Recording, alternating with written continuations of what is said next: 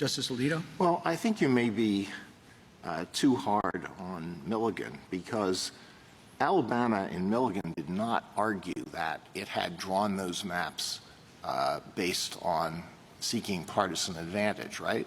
I agree, right? And that's why I started my answer to the Chief Justice by saying all the arguments we're making here were not made by Alabama. Alabama made a series of much broader arguments about how you can't consider race at all, the plaintiffs have to draw their maps race blind, you ultimately have to find intent. We're not arguing any of that, and I agree with you. Alabama, for whatever reason, didn't argue that incumbency protection and partisan advantage were the reasons for their map. And after Rucho, it's clear that those are traditional race-neutral principles that cannot be subordinated by Section 2. Yeah, and I think that's consistent with the fundamental analysis in Milligan for reasons that I tried to bring out during my questioning of Ms. Nelson. The first Gingell's precondition, as described correctly in Milligan, is that the minority group must be sufficiently large and geographically compact to constitute a majority in a reasonably configured district, and a district is reasonably configured if it comports with traditional districting criteria. And since Rucho, seeking a partisan advantage is a permissible legislative objective, just like incumbent protection. So therefore, that should figure in the first Gingell's precondition. It absolutely should. And in this case, in Robinson in particular, the state did argue incumbency protection.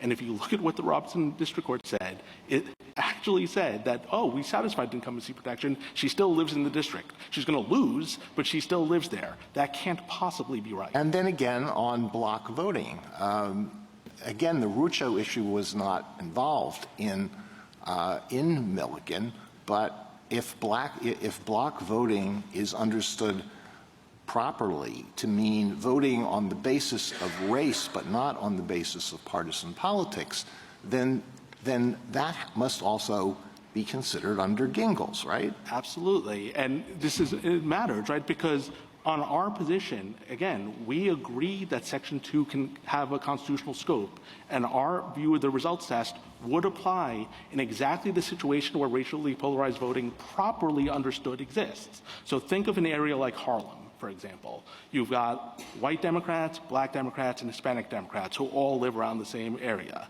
and who probably have, at least sometimes, different candidates of choice.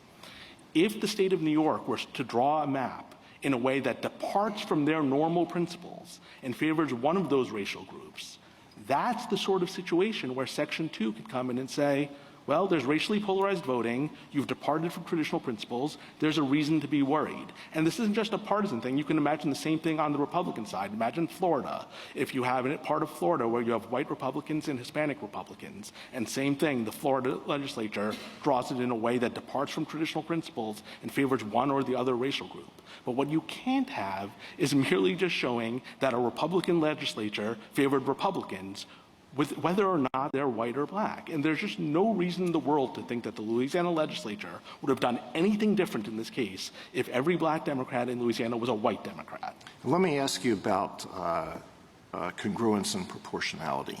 So the 15th Amendment pretty clearly requires intentional discrimination. And the 1982 amendment to the Voting Rights Act walked away from intentional discrimination. But my reading of your position is that Congress's enforcement power under Section 2 of the 15th Amendment allows it to go beyond intentional discrimination for this reason. Proving intentional discrimination is difficult in part because it's really hard, it's always hard to figure out what legislative intent is. What was the intent of the legislature in enacting a map? Do you look at stray statements here or there by legislators? Plus, a finding of intentional discrimination accuses the state of a serious wrongdoing. So it's permissible to go beyond intentional discrimination to this extent, to identify factors that strongly support a finding of intentional discrimination. And that's what was involved in White versus Register, which figured very prominently in the drafting of the 1982 amendment. So if that's what you're doing, it is congruent and proportional in that respect. Is that a correct understanding? That is, and if I could just amplify a couple of points. So we agree the Constitution prohibits intent. Congress's enforcement power can let them go beyond that to, in effect, test a properly tailored one that gets at a significant risk. And that avoids a lot of the difficulties of actually having to prove intent by a preponderance of the evidence.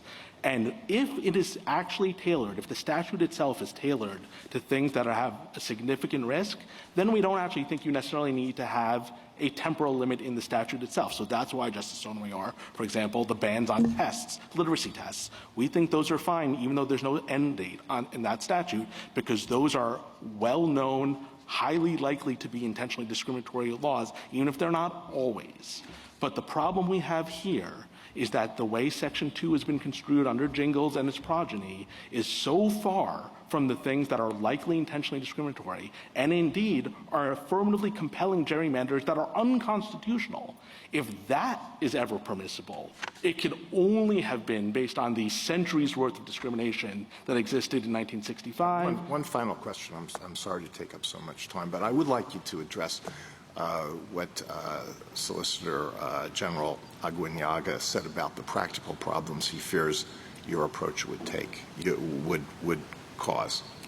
So I'm not sure I really understand what his concerns are. I think the way we've articulated the test, the plaintiffs have to come in and show that they have a map that is superior to the state's map on the state's own race-neutral principles, including its political objectives. I think the thing that the Solicitor General primarily focused on is confusion about what it means to be predominant. I think we agree completely with them that the phrasing of the standard is race a criteria that could not be compromised? Have you subordinated race to traditional principles? And if you apply that test, I'm not saying that there won't be difficulties on the margins of how to apply it. There will be new cases. You know, Your Honor wrote the opinion for this court in Brinovich. It was the first time that the court had ever adopted the test for vote denial under Section 2. I'm sure there were cases afterwards, but that test was well tailored to the text of the statute and its purposes. And what we're essentially saying in this case is you should do to Section 2 as opposed to vote dilution what the court has already done as applied to vote denial. It should adopt a test that's tailored. Thank you. Justice Sotomayor?